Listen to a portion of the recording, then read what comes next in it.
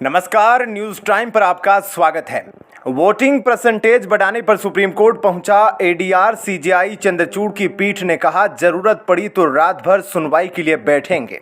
Supreme court ने चुनाव आयोग से फाइनल वोटिंग परसेंटेज में हुई बढ़ोतरी को लेकर जवाब मांगा है। एसोसिएशन फॉर डेमोक्रेटिक रिफॉर्म्स ने सुप्रीम कोर्ट में एक याचिका दायर की थी और इस पर सुनवाई हुई। एडीआर ने अपनी याचिका में आशंका जताई कि ईवीएम मशीनों को रिप्लेस किया जा सकता है ताकि फाइनल वोटिंग परसेंटेज बढ़ाया जाए।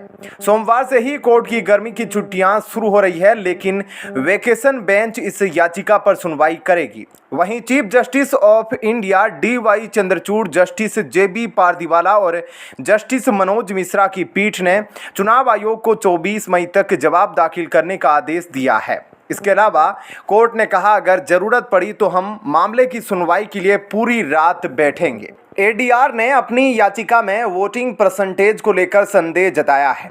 साथ ही उसने चुनाव आयोग की निष्पक्षता पर भी संदेह जताया है। इसके अलावा एडीआर ने बैलेट पेपर से वोटिंग करवाने की अपील की है। हालांकि चुनाव आयोग के वकील ने एडीआर की अर्जी पर सवाल खड़े किए हैं। सुनवाई के दौरान सुप्रीम कोर्ट ने चुनाव आयोग से पूछा कि वेबसाइट पर मतदान के आंकड़े डालने में क्या दिक्कत है। इस पर चुनाव आयोग के वकील ने कहा कि इसमें समय लगता है क्योंकि बहुत सारा डेटा इकट्ठा करना होता है। फिर चीफ जस्टिस डी.वाई. चंद्रचूड़ ने कहा कि चुनाव आयोग को याचिका पर जवाब देने के लिए कुछ समय दिया जाना चाहिए। 25 मई को ही छठे चरण के लिए वोटिंग होगी, लेकिन 24 मई को इस मामले पर सुनवाई होनी है। चुनाव आयोग के वकील ने कहा कि एडीआर ने बिल्कुल गलत आरोप लगाए हैं। उन्होंने कहा कि एडीआर की ओर से वकील प्रशांत भूषण पेश हुए और सिर्फ इसलिए पेश हुए क्योंकि वे कोर्ट में कुछ लाना चाहते हैं। अदालत को इस पर विचार नहीं करना चाहिए। इसके पहले कांग्रेस के राष्ट्रीय अध्यक्ष मल्लिकार्जुन खड़गे ने भी इंडिया गठबंधन के नेताओं को पत्र लिखा था और आरोप लगाया था कि फाइनल वोटिंग परसेंटेज में 5 से 6% की बढ़ोतरी हुई है। उन्होंने सभी दलों से इस मुद्दे पर सवाल उठाने के लिए कहा था। हालांकि बाद में चुनाव आयोग ने खड़गे के पत्र पर कहा था कि यह केवल भ्रम फैलाता है और निष्पक्ष मतदान करने में बाधा डालता है। चलिए अब बढ़ते हैं अगली खबर की तरफ। सुप्रीम कोर्ट ने चुनाव आयोग से मांगा जवाब। 48 घंटे में मतदान का आंकड़ा जारी करने का है मामला। अब इस दिन होगी अगली सुनवाई।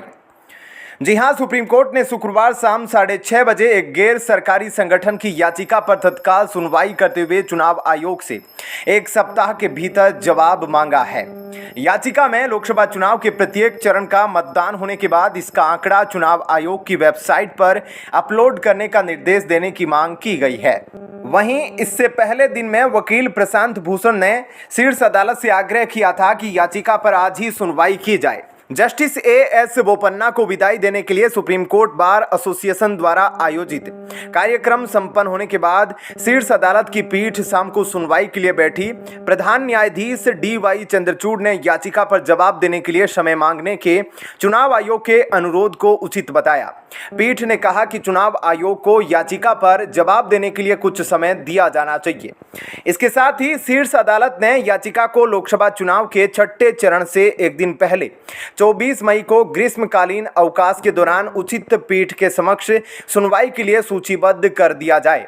संक्षिप्त सुनवाई के दौरान चुनाव आयोग की ओर से पेश वरिष्ठ वकील मनिंदर सिंह ने कहा कि NGO association for democratic reforms ने याचिका में बिल्कुल गलत आरोप लगाए हैं। इसके अलावा जस्टिस संजीव खन्ना की अध्यक्षता वाली शीर्ष अदालत की एक अन्य पीठ ने कुछ मुद्दों का निपटारा किया है। यह मुद्दा वर्तमान मामले का भी हिस्सा है। चलिए अब बढ़ते हैं अगली खबर की तरफ। वोटिंग के बाद मत प्रतिशत कैसे बढ़ा, चुनाव आयोग ने सुप्रीम कोर्ट में बताया। एक एनजीओ ने वोटिंग के बाद मत प्रतिशत बढ़ने पर सवाल उठाया है। एसोसिएशन फॉर डेमोक्रेटिक रिफॉर्म्स नाम के एनजीओ ने सुप्रीम कोर्ट में इस बात का आवेदन भी किया है। कोर्ट ने इस गैर सरकारी संगठन की याचिका को गंभीरता से लेते हुए चुनाव आयोग से जवाब मांगा है। एनजीओ को अंदेशा था कि मत प्रतिशत में वृद्धि का हवाला देते हुए इलेक्ट्रॉनिक वोटिंग मशीनों को बदलने की आशंका है।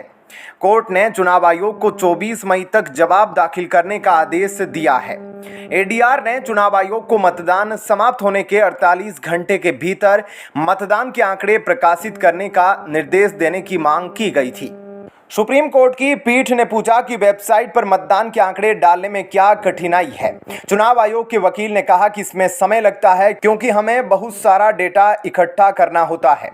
26 अप्रैल को सुप्रीम कोर्ट ने एडीआर की मतपत्रों पर वापसी की याचिका पर और ईवीएम पर संदेह को खारिज कर दिया था। चुनाव आयोग के वकील वरिष्ठ अधिवक्ता मनिंदर सिंह ने इस बात पर जोर दिया कि आयोग के वरिष्ठ अधिकारियों ने एनजीओ के वकील प्रशांत भूषण द्वारा व्यक्त किए गए प्रत्येक संदेह का उत्तर दे दिया है।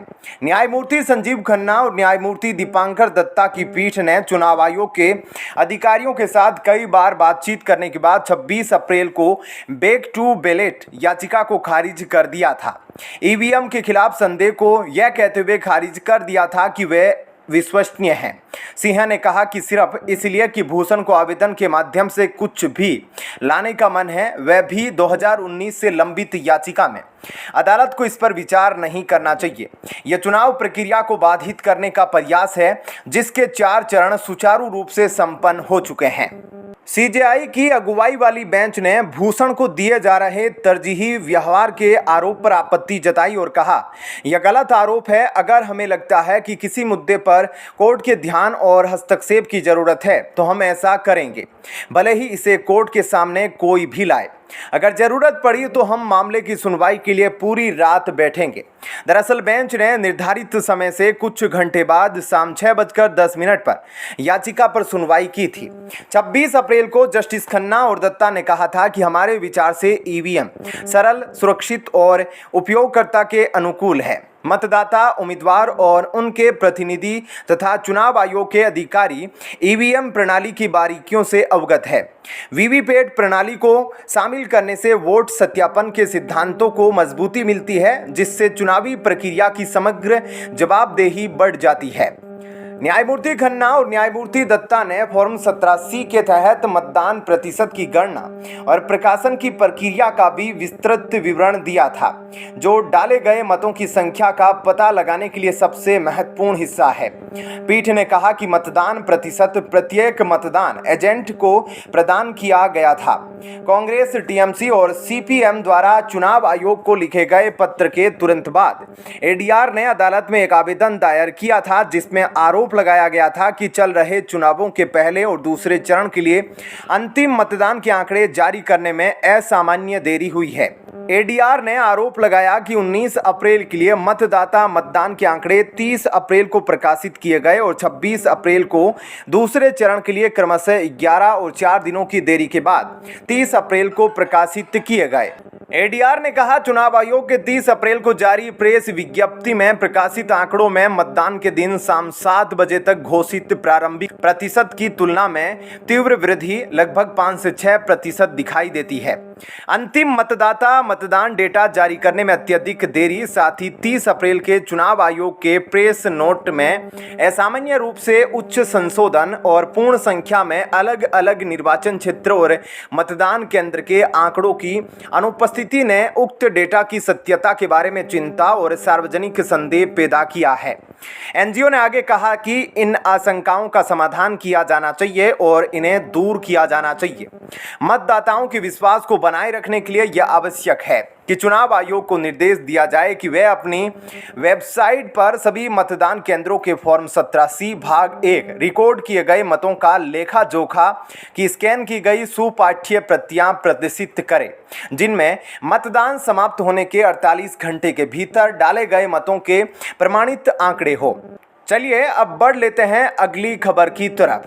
संविधान पीठ का फैसला, छोटी पीठों पर बाध्यकारी, मणिपुर से बाहर यूपीएससी परीक्षा के लिए 3000 देश सरकार। सुप्रीम कोर्ट ने एक दुर्लभ आदेश में मणिपुर सरकार को निर्देश दिया कि वे 26 मई को यूपीएससी सिविल सेवा परीक्षा में शामिल होने के लिए अपने हिंसा प्रभावित पहाड़ी जिलों से राज्य से बाहर जाने वाले अभ्यर्थियों को प्रतिदिन की दर से 3000 का भुगतान करें। CJI justice DY Chandrachud, justice JB Pardiwala और जस्टिस मनोज मिश्रा की पीठ ने राज्य के पहाड़ी जिलों में सिविल सेवा अभ्यर्थियों की शिकायतों पर गौर किया।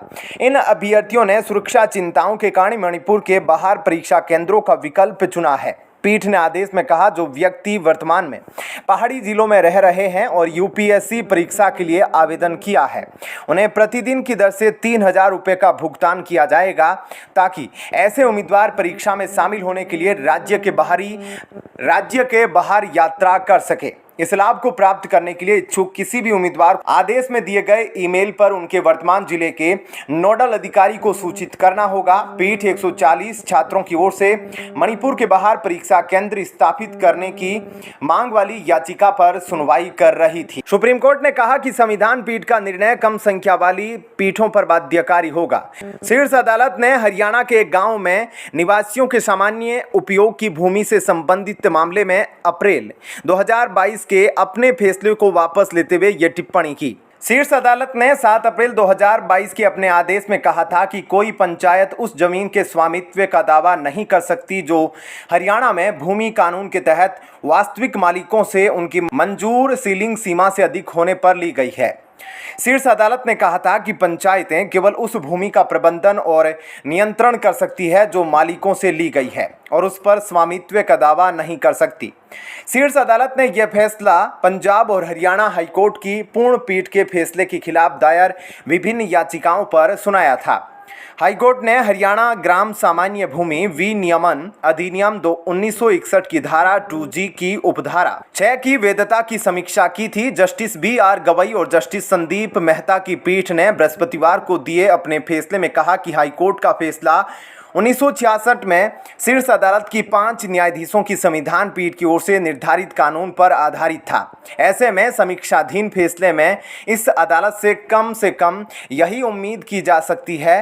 वह बताती है कि 1966 के फैसले पर भरोसा करने में हाईकोर्ट क्यों गलत था। पीठ ने कहा, यह बताने के लिए किसी कानून की आवश्यकता नहीं है कि संविधान पीठ का निर्णय कम संख्या वाली पीठों पर बाध्यकारी होगा। चलिए अब बढ़ लेते हैं अगली खबर की तरफ। सुप्रीम कोर्ट ने गैर सरकारी संगठन की याचिका पर शुक्रवार को निर्वाचन आयोग से 1 हफ्ते के अंदर जवाब मांगा।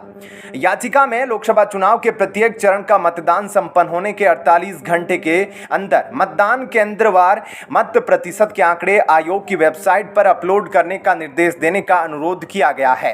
प्रधान न्यायाधीश CJI DY चंद्रचूड़, न्यायमूर्ति JB पारदीवाला और न्यायमूर्ति मनोज मिश्रा की पीठ इस मुद्दे पर गैर सरकारी संगठन एसोसिएशन फॉर डेमोक्रेटिक रिफॉर्म्स की याचिका पर सुनवाई के लिए शाम 6:30 बजे बैठी। CJI ने कहा कि निर्वाचन आयोग को याचिका पर जवाब देने के लिए कुछ उचित समय दिया जाना चाहिए और इसे 7 चरण के लोकसभा चुनाव के 6ठे चरण से एक दिन पहले 14 मई को ग्रीष्मकालीन अवकाश के दौरान एक उचित पीठ के समक्ष सुनवाई के लिए सूचीबद्ध किया। इससे पहले दिन वकील प्रशांत भूषण ने NGO की ओर से मामले का उल्लेख किया और याचिका को तत्काल सूचीबद्ध करने का अनुरोध किया। चलिए, ऐसे में आपका क्या कहना है? कमेंट सेक्शन में अपनी राय जरूर बताएं। धन्यवाद। जय हिंद।